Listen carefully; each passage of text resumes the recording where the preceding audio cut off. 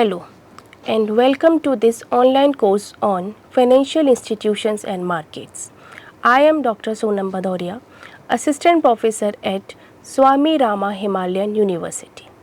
In today's session, we will explore a key component of India's financial architecture, that is depository system in India. Here we will learn how securities are held, traded and settled in an economy, essential to understanding the efficiency of its capital market.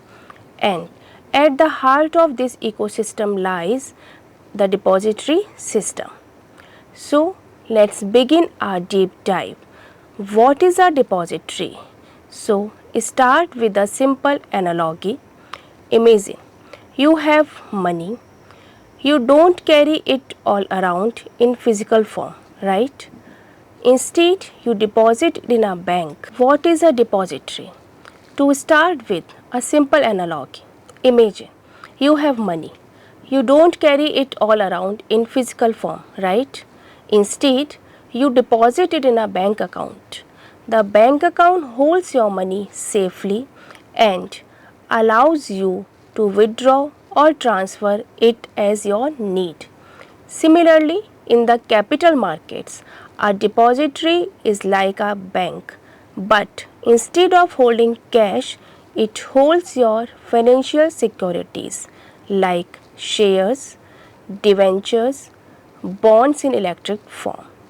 This process of converting physical certificates into digital holdings is called dematerialization, or more commonly it is known as DMAT. This system eliminates the need for physical paper certificates, along with all the risk and the inefficiencies they bring. So now let's take a moment to understand why this system was even needed, or what were the pre-depository era challenges. So, prior to 1996, securities in India were issued and traded in physical form. Investors would hold actual paper share certificates. To transfer ownership, physical documents had to be endorsed and handed over. It sounds simple, but in practice, this system was riddled with so many problems. Here are some common issues investor faces at that time. So first is delays in share transfer, sometimes taking several weeks or even months also. Next, the problem was forgery and loss of share certificates. Then the fake or duplicate certificates in the circulation may come. Then bad deliveries means when the transferred shares didn't meet documentation standards. And above of that, high cost and inefficiencies in managing paperwork. In short, we can say the pre-depository system was slow, risky and investor unfriendly. So let's talk about emergence of the depository system. To modernize this system, the Indian government passed the Depository Act in 1996. This landmark legislation allowed for the creation of electronic depositories institutions, where securities could be held, transferred, and settled without any physical movement of paper. So, the first depository to be established under this act was NSDL, or National Securities Depository Limited, in 1996. It was promoted by National Stock Exchange of India, popularly it is known as NSE. Later on, in 1999, another depository was launched, that is CDSL, or Central Depository Services Limited, which is promoted by Bombay Stock Exchange of India, or we can say BSE. Together, the NSDL and CDSL form the backbone of India's depository infrastructure. So, let us now understand How the depository system is structured? So basically, it consists of three main entities. First is the depository, second is the depository participants, and the third is the investor. Here, the depository is the central institutions like NSDL or CDSL, which is responsible for maintaining records of securities ownership in electronic format. Next, the depository participants are the intermediaries between the depository and the investors. Think of DPs as the equivalent of bank branches. They could be banks, they could be stockbrokers, or they may be the any other type of financial institutions.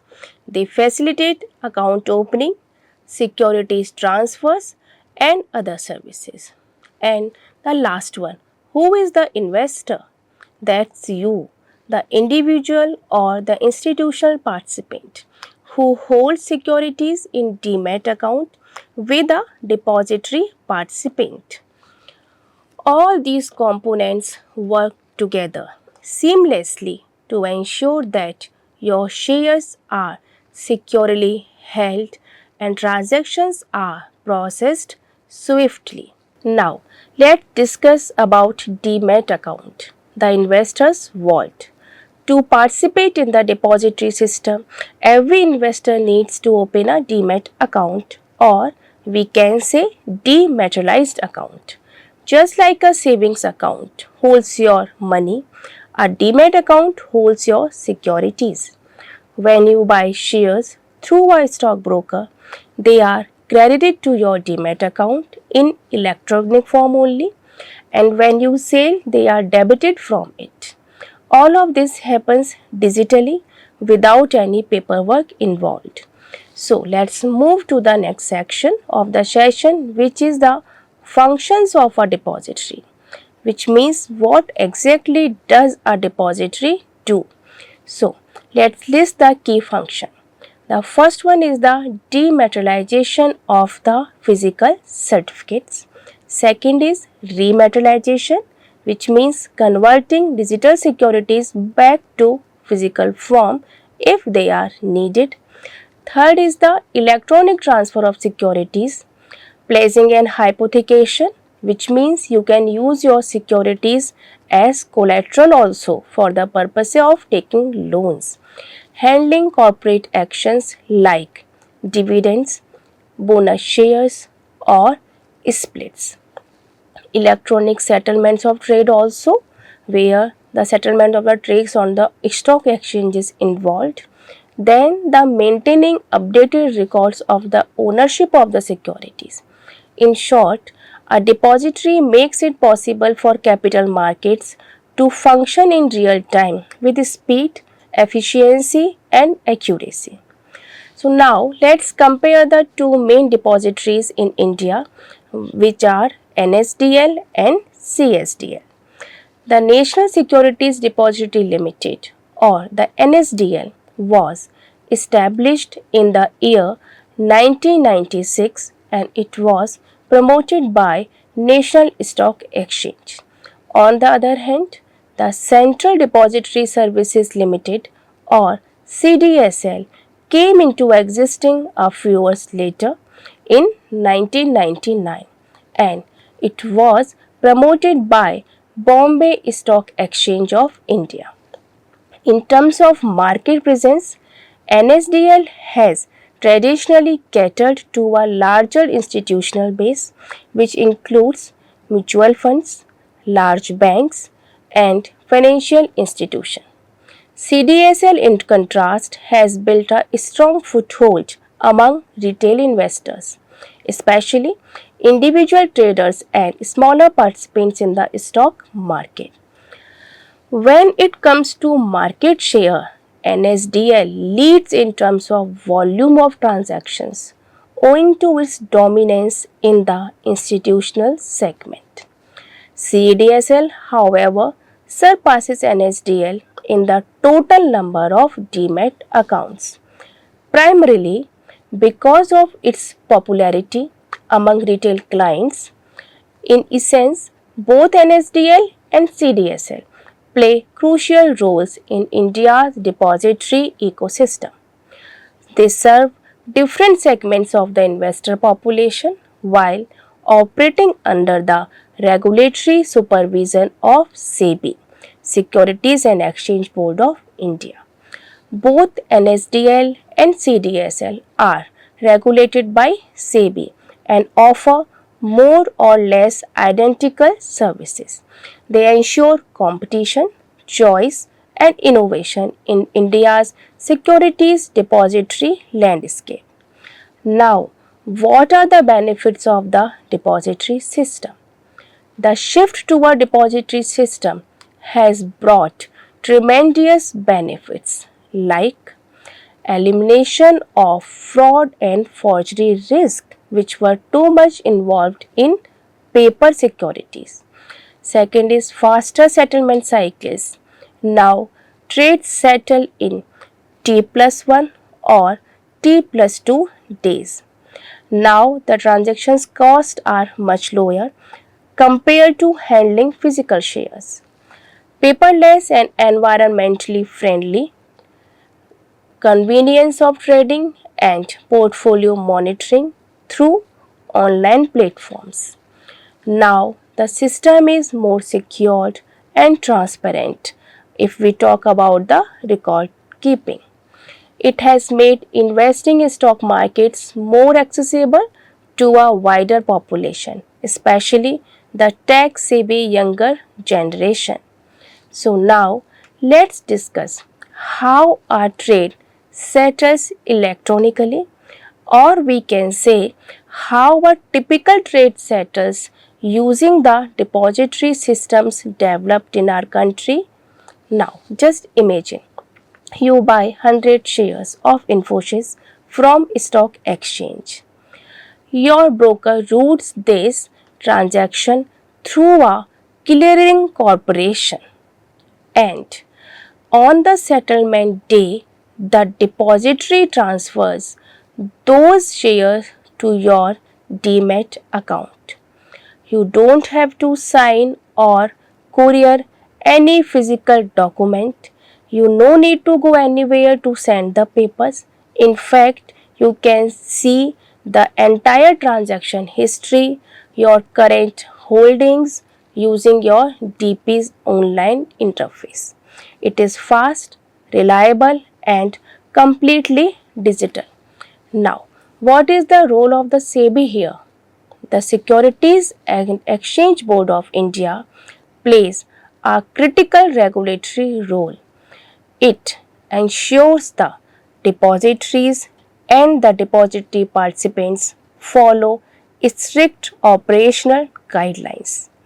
It safeguards investors' interest and maintain the integrity of the market.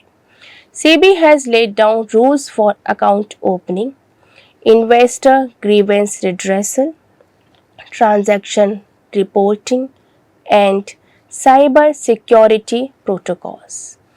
This oversight ensures that the system remains transparent and trustworthy for all the parties involved in the process. So let's talk about what are the challenges and risks involved. Despite its many advantages, the depository system also has its shares of challenges like cyber security risk. As everything is online, systems are vulnerable to hacking, phishing or data breaching. Cost barriers for small investors. Some account maintenance charges are too high, and even the transaction fees may discourage very small investors for investing. Next is the over reliance on depository participants. Investors depend heavily on their depository participants for information and the services.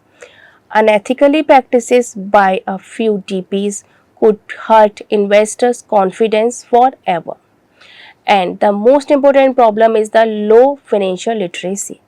Many new investors do not fully understand the DMAT process, which sometimes leads to confusion or we can say poor decision making. Now, what is the future outlook of depositories looking ahead in India? India's depository system is likely to evolve even further. Let's see how it is evolving. So, first is the blockchain based settlement system.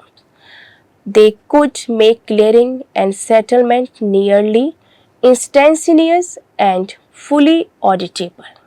Next is integration with global markets. It may allow seamless cross border trading.